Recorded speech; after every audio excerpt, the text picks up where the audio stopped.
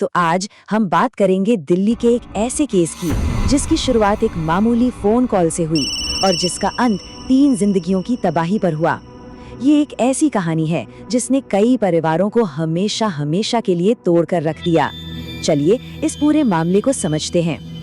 बात है 25 सितंबर 2017 की। जगह दिल्ली का वजीराबाद इलाका और वक्त था सुबह के करीब 10 बजे का। बस यहीं से घटनाओं का एक ऐसा सिलसिला शुरू हुआ जिसका अंजाम बेहद खौफनाक था। तो सबसे पहले देखते हैं इस दोहरे हत्याकांड के रहस्य को। ये एक ऐसी खोज थी जिसमें पुलिस को जो पता चला वो उनकी शुरुआती जानकारी से कहीं ज्यादा भयानक था। सोचिए चीजें कितनी तेजी से बदली। पुलिस को कॉल आती है एक मर्डर की, लेकिन कुछ ही मिनटों में उन्हें उसी घर के अंदर एक नहीं बल्कि 2 लाशें मिलती हैं। पहले लॉबी में प्रेमलता की बॉडी और फिर बाथरूम में सोनी की। मतलब जो केस एक मर्डर का लग रहा था वो अब एक शॉकिंग डबल मर्डर केस बन चुका था। क्राइम सीन पर जो सबूत मिले ना, वो एक बहुत ही हिंसक झड़प की कहानी बता रहे थे। एक चाकू, खून से सना हुआ एक पेचकस, साथ में शराब की खाली बोतल और बियर कैन भी थे, और 2 टूटे हुए मोबाइल फोन जिनमें से एक पर खून भी लगा था। ये सब इशारा कर रहे थे कि मर्डर से ठीक पहले वहां का माहौल कितना बिगड़ चुका होगा।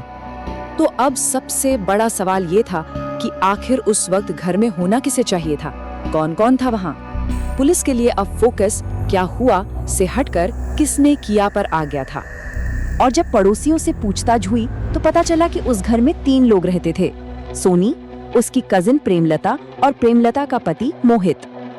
लेकिन जब पुलिस ने देखा तो एक इंसान वहां से गायब था और वो था मोहित। घर में 2 लाशें पड़ी थीं और तीसरा शख्स यानी पति फरार था।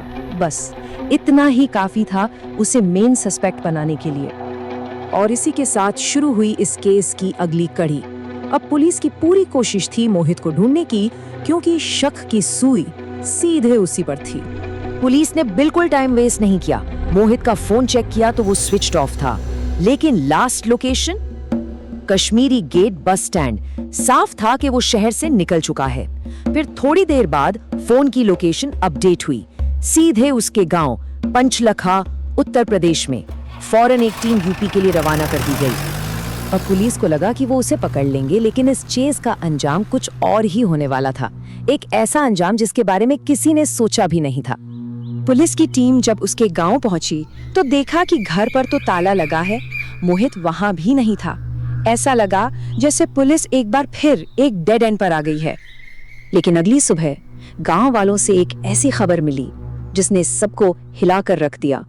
खबर ये थी कि मोहित ने अपने ताऊ के ट्यूबवेल पर सुसाइड कर लिया है। ये इस केस का सबसे बड़ा और सबसे दुखद मोड़ था। और वहां का मंजर काफी भयानक था। मोहित की बॉडी ट्यूबवेल के कमरे के अंदर लटकी हुई मिली। फंदा उसने अपनी ही पैंट से बनाया था।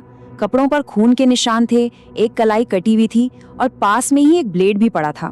तो मेन सस्पेक्ट तो मिल गया था, लेकिन उसकी मौत ने इस केस को सुलझाने की जगह और उलझा दिया था।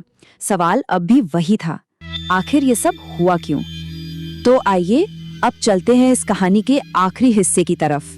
जानते हैं इस पूरी ट्रेजेडी के पीछे की वजह क्या थी, आखिर कत्ल का मकसद क्या था। देखिए, इस पूरी कहानी की जड़ में था मोहित और प्रेमलता का रिश्ता। उनकी शादी को सिर्फ 3.5 महीने ही हुए थे और उनके बीच एक बड़ा फर्क था। प्रेमलता MA पास थी जबकि मोहित सिर्फ 12वीं पास था।